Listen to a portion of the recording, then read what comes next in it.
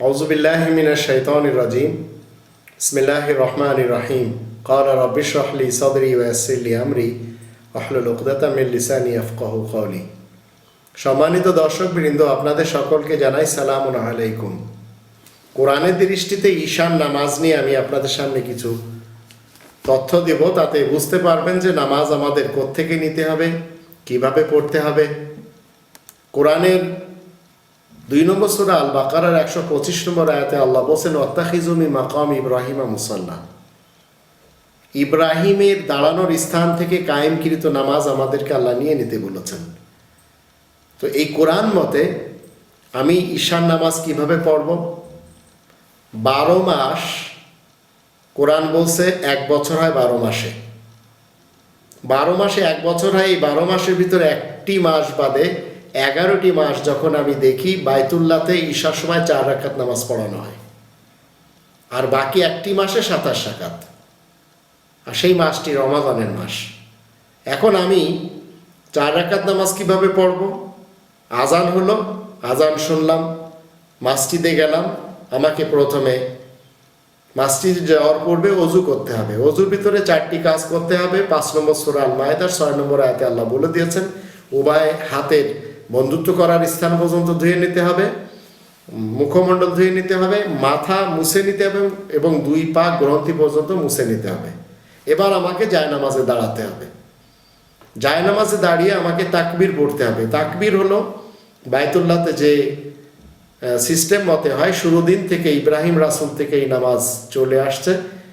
সেখানে আল্লাহু আকবার, আল্লাহু আকবার, আশহাদু আল্লা ইলাহা ইল্লাল্লাহ, আশহাদু আন্না মুহাম্মাদার রাসূলুল্লাহ, হাইয়া আলাস সালাহ, হাইয়া আলাল ফালাহ, কদ কামাতিস সালাহ, কদ কামাতিস সালাহ, আল্লাহু আকবার, আল্লাহু আকবার, লা ইলাহা ইল্লাল্লাহ। এই হচ্ছে ইসলামের তাকবীর। 3 নম্বর সূরা আলে ইমরানের 96 নম্বর আয়াতে আল্লাহ বলে দিয়েছেন, এই বাইতুল্লাহ মানুষকে হিদায়াত করে।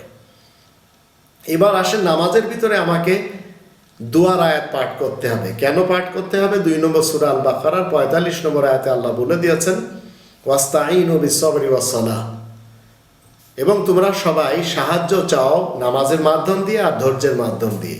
তো নামাজের মাধ্যম দিয়ে আমরা নামাজের ভিতরে সাহায্যের আয়াতগুলি পড়ব। এবার ইকামাত দেওয়ার পরে হাত এইভাবে উঠাবো, সিনার বরাবর উঠানোর পরে আল্লাহু আকবার বলে এখানে বাঁধবো। বাঁধার পরে সূরা ফাতিহা পড়বো আমি। সূরা ফাতিহা পড়ার পরে যদি মসজিদুল হারামে আমি থাকি তাহলে আমিন বলবো, আর যদি না থাকি তাহলে আমি আমিন বলতে পারবো না, কারণ 5 নম্বর সূরা আল মায়েদার 2 নম্বর আয়াতে আল্লাহ নিষেধ করেছেন, ওয়ালা আমিন আল বাইতুল হারাম, বাইতুল হারামের আমিন অন্য কোথাও বলা যাবে না। সূরা ফাতিহা শেষে আমাকে দোয়ার একটি আয়াত পড়তে হবে অথবা কোনো সূরা পড়তে হবে। তো কোরআনের ভিতরে 2টি সূরা রয়েছে, দোয়ার সূরা, সূরা ফালাক, সূরা নাস, 113 নম্বর সূরা আর 114 নম্বর সূরা। আপনি আজীবন যদি এই 2টি সূরা দিয়ে নামাজ পড়েন আর সূরা ফাতিহা আপনি জানেন, তাহলে আপনার আর কোনো কষ্ট হবে না। নামাজের জন্য বড় বড় গ্রন্থ আপনাকে ক্রয় করতে হবে না, আর সেইগুলি পড়ে আপনাকে বিভিন্ন ধরনের মানুষের লেখা দোয়াগুলি মুখস্থ করতে হবে না। সূরা ফালাক প্রথম রাকাতে পড়লেন, এবার আল্লাহু আকবার বলে রুকুতে যেতে হবে। রুকুতে যেয়ে আপনাকে একটি আয়াত পড়তে হবে। কোরআনের অনেক আয়াত রয়েছে, দোয়ার আয়াত, অনেক মুসলিম ভাই বোনেরা পড়েন, ও ইয়াসসির লি আমরি। অর্থ হলো, আল্লাহ তুমি আমার সকল কাজগুলি সহজ করে দাও। 20 নম্বর সূরা এর 26 নম্বর আয়াত। আবার অনেকে আছেন যারা অন্য আয়াত সেখানে পড়ে থাকেন। এবার সামি আল্লাহু লিমান হামিদা বলে আপনাকে দাঁড়াতে হবে। দাঁড়ায় আপনার হাত একটু উঠাতে হবে, উঠে আবার একটু বাঁধতে হবে। সামি আল্লাহু লিমান হামিদা এর অর্থ হলো আল্লাহ তার প্রশংসা শুনে নিয়েছেন, যে আল্লাহ তাআলার গুণ গায়।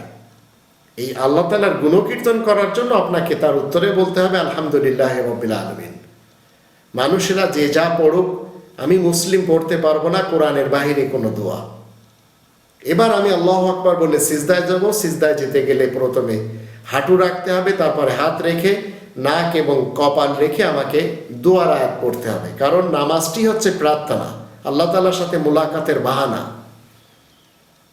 এবার আমি 23 নম্বর সূরা আল মুমিনুন এর 106 নম্বর আয়াত পড়তে পারি, ক্বালু রব্বানা গলাবাত আলাইনা শিকওয়াতুনা ওয়া কুন্না কওমান দাল্লিন। 2 নম্বর সূরা আল বাকারার 201 নম্বর আয়াত পড়তে পারি, ওয়া মিনহুম মান ইয়াকুলু রব্বানা আতিনা ফিদ দুনিয়া হাসানা ওয়া ফিল আখিরাতি হাসানাতাও ওয়া কিনা আযাবান নার। শত শত আয়াত রয়েছে এই কোরআনের ভিতরে। আপনাকে দুয়ার আয়াতের মধ্য থেকে চয়ন করে পড়তে হবে। যখন আপনার যে সমস্যা হয় সেই সমস্যা অনুযায়ী দুয়ার আয়াত আপনি পড়বেন। এরপরে সিজদা থেকে উঠে 2 থেকে 2.5 সেকেন্ড আপনাকে বসতে হবে। এবার আবার আর এক সিজদা করবেন, সেখানেও দুয়ার আয়াত পড়ে আপনি আবার আল্লাহু আকবার পড়ে দাঁড়াবেন। দাঁড়ানোর পরে সূরা ফাতিহা আবার পাঠ করতে হবে। তারপরে আপনি প্রথম রাকাতে যখন সূরা ফালাক পড়েছিলেন, এবার সূরা নাস পড়েন। এরপরে আপনি রুকুতে যান, বা আমাকে রুকুতে যেতে হবে। রুকুতে যেয়ে আমি দোয়ার কোনো আয়াত পড়ব। দোয়ার আয়াত পড়ে সামি আল্লাহু লিমান হামিদা এই বলার পরে আলহামদুলিল্লাহি রাব্বিল আলামিন আমি পড়ব। এবার আবার সিজদায় চলে গেলাম। সিজদায় যাওয়ার পরে আমি অনেকগুলি দোয়ার আয়াত রয়েছে, আমি সেগুলি পড়তে পারি। ছোট ছোট দোয়া পড়েন, বড় বড় দোয়া পড়েন, একবার পড়েন, একাধিকবার পড়েন, কোনো সমস্যা নেই। এবার সিজদার থেকে উঠে আবার বসবো, বসে 1-2 সেকেন্ড 2.5 সেকেন্ড পরে আবার সিজদায় যাব। 2 রাকাত হয়ে গেল, এবার আমি বসবো। বসে মানুষের বানানো অনেকগুলি দোয়া রয়েছে, আমি সেসব দোয়া কখনো পড়ব না, কারণ এর জন্য প্রমাণ হচ্ছে 2 নম্বর সূরা আল বাকারার 45 নম্বর আয়াত। আল্লাহ বলছেন যে তোমরা সাহায্যের মাধ্যমে সালাত কায়েম করো, সালাতের ভিতরে সাহায্যের আয়াতকে তোমরা পড়ো। এরপর আমি কি করলাম, সাহায্যের একটি আয়াত পড়লাম, বা আমি আমার সন্তানদের জন্য, আমার স্ত্রী পুত্র পরিজনের জন্য দোয়া করতে পারি, যার ব্যাপারে 25 নম্বর সূরা আল ফুরকানের 74 নম্বর আয়াতে আল্লাহ বলে দিয়েছেন। অসুস্থ হলে আমি 26 নম্বর সূরা আশ-শুআরা এর 80 নম্বর আয়াত পড়তে পারি। এরপরে আমি আবার আল্লাহু আকবার বলে 3য় রাকাতের জন্য দাঁড়াবো। 3য় রাকাত যখন আমার শেষ হবে, 3য় রাকাতে আমি সূরা ফাতিহা পড়তে পারি। যদি সূরা ফাতিহা আমি না পড়তে চাই, তাহলে দোয়ার কোনো আয়াত পড়ে আবার রুকুতে যাব। রুকুতে যেয়ে সেখানেও দোয়ার আয়াত পড়ব, আল্লাহু আকবার বলে যাব, আবার সামি আল্লাহু লিমান হামিদা বলে দাঁড়াবো। দাঁড়ানোর পরে আলহামদুলিল্লাহি রাব্বিল আলামিন আমি পড়লাম। এবার আমাকে আবার 3য় রাকাতের প্রথম সিজদাতে চলে যেতে হবে, যেভাবে আমি প্রথমবার সিজদা করেছি। সিজদাতে যেয়ে আমাকে আবার ঠিক এই ধরনের দোয়ার আয়াত যেটা আমার পছন্দ হয় সেটি আমি পড়ব। এটা আমার ইচ্ছা, একটি দোয়াই চিরকাল পড়তে হবে তা না। এরপরে আল্লাহু আকবার বলে আবার বসলাম।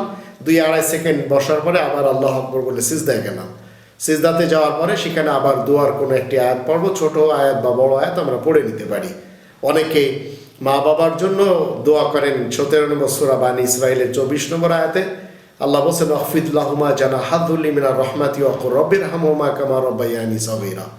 এরপরে 2 সিজদা হওয়ার পরে এবার আমি আবার 4র্থ রাকাতের জন্য দাঁড়াবো আল্লাহু আকবার বলে। এবার আবার আমি যদি সেখানে দাঁড়ানোর পরে সূরা ফাতিহা না পড়তে চাই, তাহলে অন্য কোনো দোয়া আমি পাঠ করতে পারি, বা দোয়ার সূরাও পাঠ করতে পারি। এরপরে আমি আবার রুকুতে চলে যাব আল্লাহু আকবার বলে, সেখানে দোয়ার ছোট কোনো আয়াত পড়ে নেব। তারপরে আবার সামি আল্লাহু লিমান হামিদা বলে যখন দাঁড়াবো, এরপরে আলহামদুলিল্লাহি রাব্বিল আলামিন আমি পড়ে নিলাম। এবার আমি চলে যাচ্ছি সিজদায়। সিজদায় যে আমি সেখানে দোয়ার ছোট মোটো আয়াত পড়ে নিচ্ছি। আবার সিজদার থেকে আল্লাহু আকবার বলে বসছি। বসার পরে 2-2.5 সেকেন্ড পর আবার ফাইনাল সিজদাতে যে সেখানেও কোনো দোয়ার আয়াত আমি পড়ে নিচ্ছি। এবার ফাইনালে একেবারে শেষে যখন আমি বসবো, বসার পরে আমাকে এই পৃথিবীর মানুষ যে সমস্ত দোয়া দরুদ শিক্ষা দিয়েছে আমি সেগুলি একটিও পড়বো না, কারণ আমি মুসলিম। কোরআনের ভিতরে এই নামাজের মধ্যে কোরআনের ভিতর থেকে আয়াত পড়তে হবে। তো কোরআনের ভিতরে আপনাকে আমাকে দেখে নিতে হবে কোন আয়াতগুলি নবীদের জন্য দোয়ার ব্যাপারে আল্লাহ তাআলা রেখে দিয়েছেন। তো দোয়ার ব্যাপারে বাবা মা ভাই বোন আত্মীয় স্বজন সকলের জন্য আমরা সর্বশেষ বসে যে দোয়া করতে পারি 14 নম্বর সূরা ইব্রাহিমের 41 নম্বর আয়াত আমরা পড়ে নিতে পারি। তারপরে সকল নবীদের, সকল রাসূলদের ব্যাপারে আল্লাহ রাব্বুল আলামিন যে দরুদ শিক্ষা দিয়েছেন সেটি আমরা, যেটাকে দরুদে আকবার বলা হয়, সবচেয়ে জামে একটি দরুদ যার ভিতরে সব ইনক্লুড করা হয়েছে নবী এবং রাসূলদের ব্যাপারে, সেটি হচ্ছে আপনার এই কোরআনে 37 নম্বর সূরা আর সাফাতের 180, 181, 182 আয়াত, এই 3টি আয়াত আমি পড়ব। সুবহানা রাব্বিকা রাব্বিল ইজ্জাতি আম্মা ইয়াসিফুন ওয়া সালামুন আলাল মুরসালিন আলহামদুলিল্লাহি রাব্বিল আলামিন। আল্লাহ রাব্বুল আলামিন পাক পবিত্র, মানুষেরা যা কিছু বানিয়ে তার ব্যাপারে বলছে এবং সকল নবী রাসূলদের উপরে আল্লাহ তাআলার পক্ষ থেকে শান্তি এবং নিরাপত্তা বর্ষিত হচ্ছে, এই আমি পড়লাম। আর সমস্ত প্রশংসার মালিক আল্লাহ তাআলা। এরপরে আমি ডান দিকে আসসালামু আলাইকুম ওয়া রাহমাতুল্লাহ বলে শেষ করব, বাম দিকে আসসালামু আলাইকুম ওয়া রাহমাতুল্লাহ বলে আমার এই ঈশার নামাজ শেষ হয়ে যাবে। আর রমাদানে যখন হবে তখন 27 রাকাত আমাকে পড়তে হবে। আর রমাদানে তারাবি নাম দিয়েছে অনেকে, তারাবি আর ভিতর সেই রমাদানে পড়া হয়। এটি আমার ইসলামের ঈশার নামাজ। এভাবে যদি 11 মাস আমরা পড়তে পারি আর রমজান মাসে আমাদের একটু বেশি পড়তে হয়, তাহলে ইনশাআল্লাহ এই নামাজ আমাদেরকে অশ্লীল এবং গরিতমূলক কাজকর্ম থেকে ফিরিয়ে রাখবে। এই গ্যারান্টি আল্লাহ তাআলা 29 নম্বর সূরা আল আনকাবুতের 45 নম্বর আয়াতে দিয়ে দিয়েছেন। আল্লাহ আমাদের সবাইকে তৌফিক দান করুন। ওয়া মা আলাইনা ইল্লাল বালাগুল মুবিন।